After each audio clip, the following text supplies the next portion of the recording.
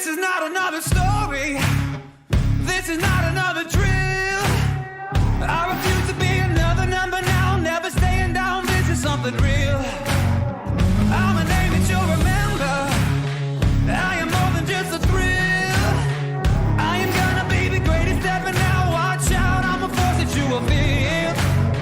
And it goes something like, ooh, I'm victorious. It's my time.